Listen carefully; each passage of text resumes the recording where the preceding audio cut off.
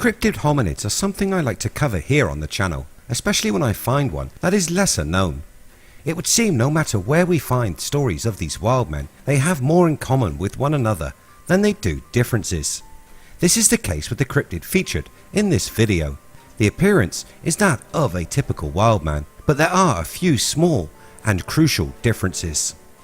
Let's take a look. Welcome to IF, videos on history and mystery. Hit that subscribe button and ring that bell so you never miss a video again. This Sasquatch cousin is found in the Basque region of Spain. The European Bigfoot relative is known as the Basajuan. The Basajuan meaning Lord of the Forest. This beast is a recurrent character in legends from Basque country. The description of the animal is similar to that of cryptids like the Yeti or the Almas. They are said to be large, covered in thick, hairy coats, having an immense shaggy appearance. Its facial and body hair being knotted like a mane, which reaches down to its knees. The wild human-like beings living in the darkest forests and deepest caves. This is all pretty standard so far, so let's look at some of the differences between the Basajuan and other hominid cryptid creatures. It is said that this forest man is a protector of flocks of sheep. The Basque region is an area that relies heavily on sheep farming, and this has shaped the local culture and customs. Shepherds say that the Basajuan will make its presence known when a storm threatens, growling from the woods to warn shepherds to put the sheep inside and out of the dangerous weather. The wild man also provides protection from wolves, this using its amazing strength, often portrayed as being nimble-bodied and sometimes scary and cruel. This would also seem a paradoxical belief, as for as much as the beast is feared, he is also respected and seen as a primitive farmer, toolmaker or miller, from whom humans have learnt the skills of sowing seed, making saws or forging metal implements. This teacher of man has been gifting knowledge to local shepherds for thousands of years. Stories tell of how the Basajuan was an exceptional toolmaker, and it is said to have shown the first farmers of the Basque region how to build their mills, axles and saws, and the process for mounting metals and forging them into tools needed to work the land. We could look at the skills shown by the cryptid as a clue to what he could possibly be. An interesting theory proposes that the legend of the Basajuan originates from the Proto-Basque interactions with the Neanderthals, which were known to have co-inhabited these forests with our Homo sapien ancestors for almost 10,000 years.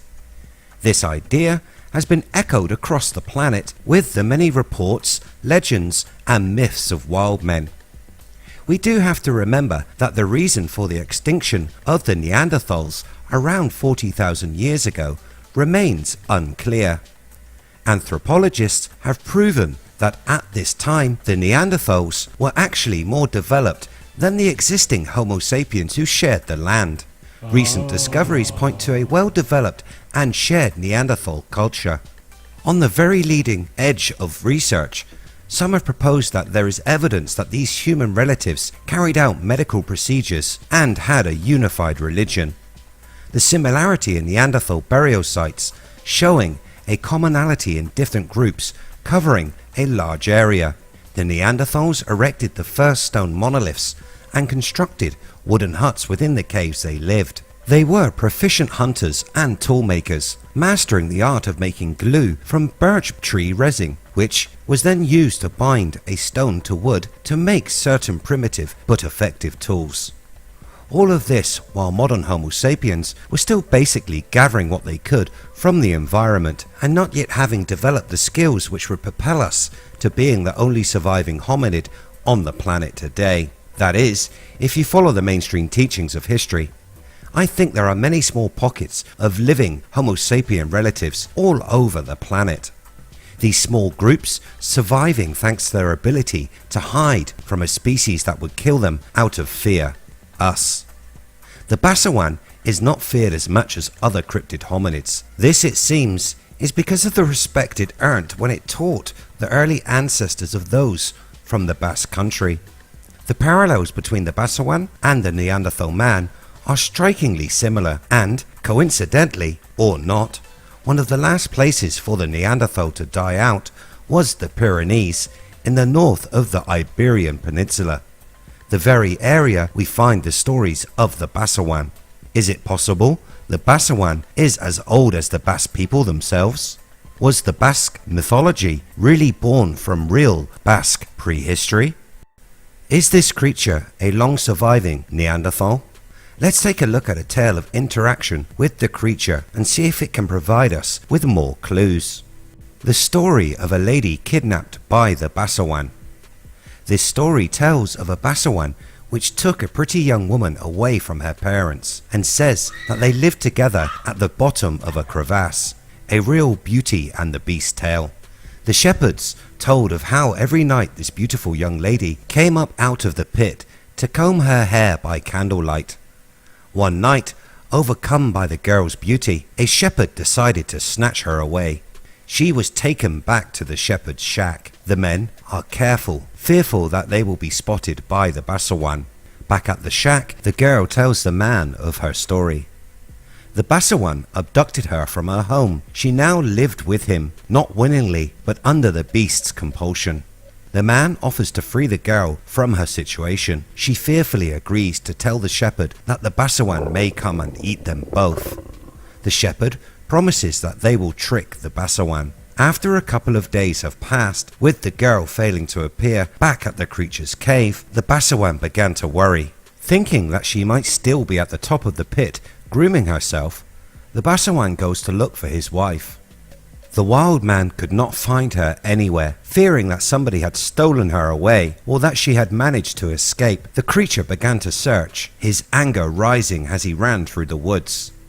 The Basajuan ripped trees from the ground and bellowed a haunting, echoing cry as it searched. It roamed everywhere searching for its lost wife, but was never able to track her down, in the end dying from its grief. We can learn from the story that the Basajuan was a complex creature capable of understanding emotion, and that it had the ability to live happily with a human woman. Could this story be about a living Neanderthal? Was it the last of its kind, desperately in search of a mate, this leading it to kidnap a girl from a nearby village? Have today the Basajuan now gone extinct? Reports still do come in from time to time, but this is now more of a legend than an ongoing story. Maybe, if researchers looked into the tale of the girl, they could find evidence of a long-surviving Neanderthal population. What do you think the Basajuan was? Had you heard of this cryptid hominid? Let me know in the comments below. If you like what I do here on the channel, hit that red button, like and share. You can catch the latest by searching We Are If. Thanks so much for watching. See you next time.